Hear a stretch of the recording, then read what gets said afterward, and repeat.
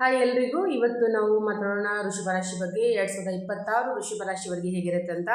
Already ಮೇಷರಾಶಿಯ ಬಗ್ಗೆ ಹೇಗಿದೆ ಅಂತ ನಾನು ಆಲ್ರೆಡಿ ರೀಲ್ ಮಾಡಿ ಹಾಕಿದ್ದೀನಿ. ದಯವಿಟ್ಟು ಆ ರೀಲ್ನ ಹೋಗಿ ನೋಡಿ. ಯಾರೆಲ್ಲ ಮೇಷರಾಶಿ ಇದ್ದಾರೆ ಅವ್ರನ್ನ ನೀವು ಆ ರೀಲ್ನ ನೀವು ಶೇರ್ ಮಾಡ್ಬೋದು.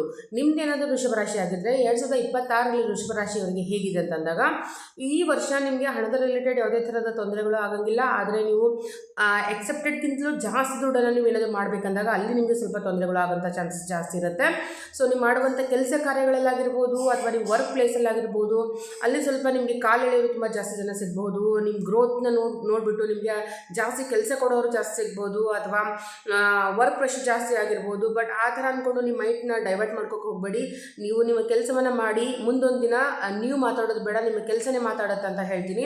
ಸೊ ಆ ಥರ ಒಂದು ವರ್ಕ್ ಪ್ರೆಷರ್ ಬರ್ಬೋದು. ಓವರಾಲ್ ಆಗಿ ನಾವು 2026 ಹೇಗಿದೆ ಋಷಭ ರಾಶಿಯವರಿಗೆ ಓಕೆ ಇಯರ್ ಅಂತ ಇದೆ ಅಂತ ಹೇಳ್ಬೋದು. ಋಷಭ ರಾಶಿಯವರಿಗೆ ಸ್ವಲ್ಪ ಹೆಲ್ತ್ ರಿಲೇಟೆಡ್ ಸ್ವಲ್ಪ ಇಶ್ಯೂಸ್ ಬರ್ಬೋದು. ಜುಲೈ ಮತ್ತು ಆಗಸ್ಟಲ್ಲಿ ನೀವು ಸ್ವಲ್ಪ ವೆಹಿಕಲಲ್ಲಿ ಅಥವಾ ಗಾಡಿಯಲ್ಲಿ ನೀವು ಓಡಾಡಬೇಕಾದಾಗ ಸ್ವಲ್ಪ ಕೇರ್ಫುಲ್ ಆಗಿರಿ. ಅವಾಗ ಸ್ವಲ್ಪ ನಿಮಗೆ ಗಾಡಿ ತಗಲುವಂಥದ್ದು ಅಥವಾ ಗಾಡಿಯಲ್ಲೇ ನಿಮಗೆ ಏನಾದರೂ ಆಗುವಂಥದ್ದು ಕೆಲವೊಂದು ಸಂಗತಿಗಳು ಬರ್ತಾ ಇದೆ. ಸೊ ವರ್ಕೋಹಾಲಿಕ್ ಆಗಿರ್ತೀರಾ, ಹಣದ ಯಾವುದೇ ರೀತಿಯ ತೊಂದರೆಗಳಾಗಿರಲ್ಲ, ಓಕೆಲಾಗಿರುವಂಥ ಲೈಫ್ ಆಗಿರುತ್ತೆ.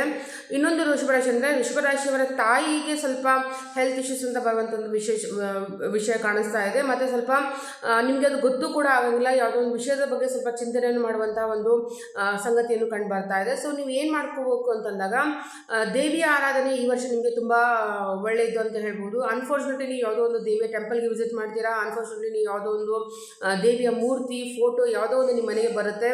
ಸೊ ಒಟ್ಟಿನಲ್ಲಿ ನಿಮಗೆ 3ನೇ ಮನೆಯಲ್ಲಿ ಗುರು ಬರೋದ್ರಿಂದ ವೃಷಭ ರಾಶಿಯವರಿಗೆ ಇದು ಏನಾಗುತ್ತೆ ಅಂತಂದಾಗ ಪಾಸಿಟಿವ್ ಆಗಿ ರಿಸಲ್ಟನ್ನು ಕೊಡ್ತಾ ಇರೋದೆ. ಓವರಾಲ್ ಆಗಿ ಹೇಳಬೇಕು ಅಂತಂದಾಗ ವೃಷಭ ರಾಶಿಯವರಿಗೆ ಈ ವರ್ಷ ಓಕೆ